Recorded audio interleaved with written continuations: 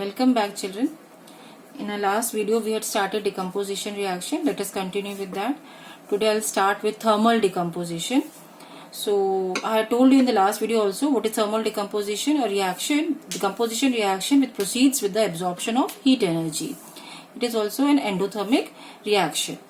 So now we'll see today three examples. The first one is decomposition of ferrous sulfate, and it is also known as green vitriol. So let us see now. I have drawn the diagram also. I'll explain you. Now ferrous sulfate, the formula is actually FeSO4 dot 7H2O. This is the 7 molecules of water of crystallization. Salts having water of crystallization are known as hydrated salts. And this is green in color. It is light green in color. So when you heat it, first what happens is these 7 molecules are separated. When you heat it in a test tube, you can see these water droplets on the upper part of the test tube. Here, you can see these water droplets here in the beginning. Now when I continue heating, what happens? This ferrous sulfate, it was green in color. This changes to dirty white in color. The moment it loses its water of crystallization, it changes the color. And it changes, this is a crystalline salt, and this becomes amorphous, means it loses its shape also. Now if I continue heating this ferrous sulfate, FeSO4, what happens is this dirty white salt will now, it changes to brown mass. It changes to actually Fe2O3. Brown, just like rust, color of rust. This is brown in color. And you get some gases over here which are having a smell of burnt sulfur. They are oxides of sulfur. You'll get two gases. One is sulfur dioxide and this is sulfur trioxide. Foul smelling gases. And this is how the reaction takes place. A large molecule breaks down into smaller molecules by the absorption of heat energy.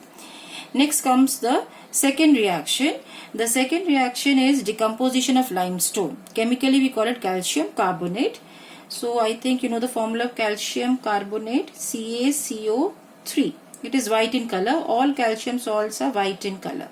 If you heat it, it changes to an oxide of calcium oxide. I think you know the name. It is quicklime. Common name is quicklime.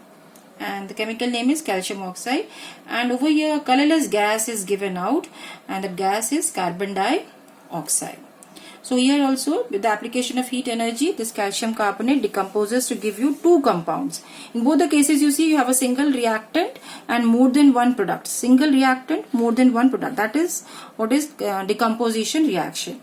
Now let us see the third example. One more example we'll see.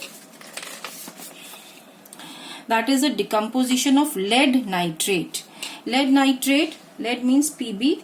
So it is Pb is +2 and nitrate is -1. So the formula becomes lead nitrate. When you heat it, what happens? When you heat it, you get what? Three products over here. This is white in color. You get a yellow solid, that is lead oxide. This is yellow in color, and the gas which issues out is brown in color. It is nitrogen dioxide plus one more gas, that is oxygen, which is colorless. Okay, so this is also an example of lead nitrate. Now we have not balanced even the previous reaction and this also. Let us start with this, then I'll go back to the previous reaction. So you see, let us balance it. So how will you balance it? If you balance it, you'll see that it comes out to be over here 2. I have taught you all balancing. You all can practice it.